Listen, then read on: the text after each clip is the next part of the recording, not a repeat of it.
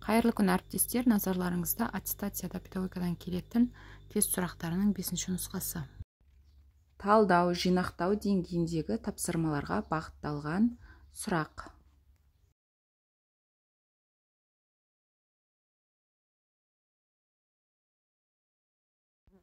Сынақтан өткізу. Сындарлы оқыту теориясы негізделген тұжырым.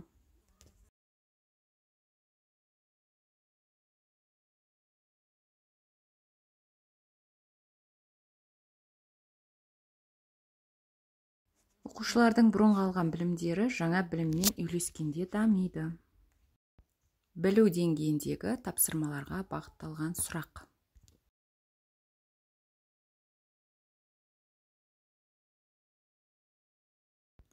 Төмен дәрежелі. Баламалы шарттардың және іс-әрекет жоспарының болжамды шынайы әсерлерін көрсету үшін қолданылады.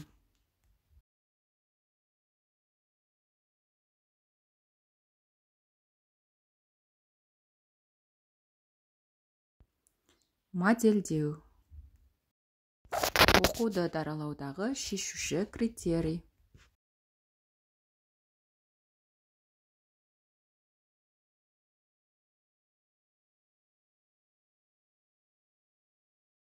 Білім алуда тәуелсіздікті қамтамасыз ету. Пәннен және методикадан электронды вариантты қажет болса, көрсетілген номерге WhatsApp-қа шықсаңыз болады. Жұмыстың белгілі бір кезеңінде неге дәл осылай жасағанын рефлексиялаушы практиктің түсінуіне көмектесетін үдеріс.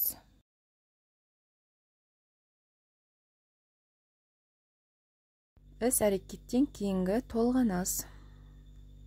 Оқушының жауабын алғаннан кейін де кідіріс жасау оқушыға мүмкіндік береді.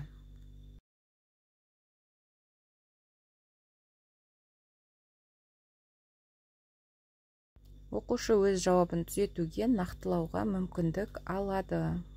Оқушыларға анағұрлым толық жауап беруге, өз ойларын анық білдіруге, идеяларын дамытуға көмектесетін тапсырманы орындау барысында оқушыға бағдар беріп отыратын сұрақ қою тәсілі.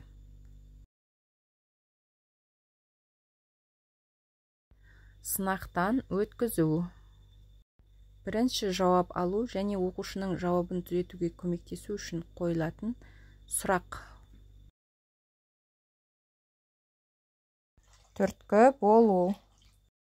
Білу деңгейіндегі тапсырмаларға бағытталған сұрақ. Төмен дәрежелі. Щукина бойынша тәрбие әдістері жіктеледі. Мінез құлық пен іс-әрекетті ынталандыру әдістері. Оқу үдерісінің қозғаушы күштері.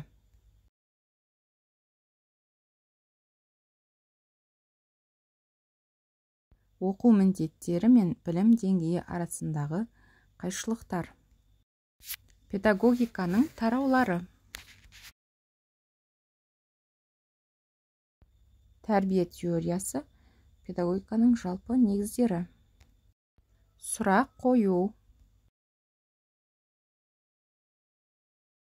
Сапаны арттырады. Педагогика ғылымының негізгі категориялары. Тәрбие, оқыту, білім беру, педагогикалық тәрбие, педагогикалық процесс. Білім беру міндеттерін шешуге бағытталған мұғалім мен оқушылардың біріккен іс-әрекеттері. Оқыту әдісі. Ғылыми педагогикалық зерттеулердің эмпирикалық әдіс түрлері.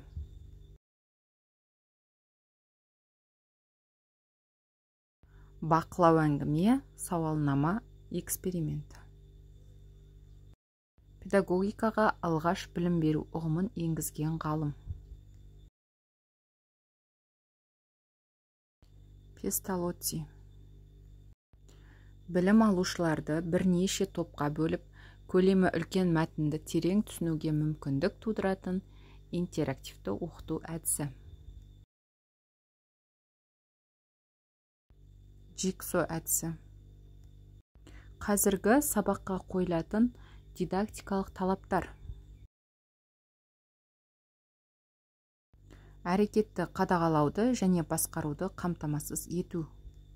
Назарларыңызға рахмет. Каналыма тіркеліп, қолдау білдіріп кетіңіздер.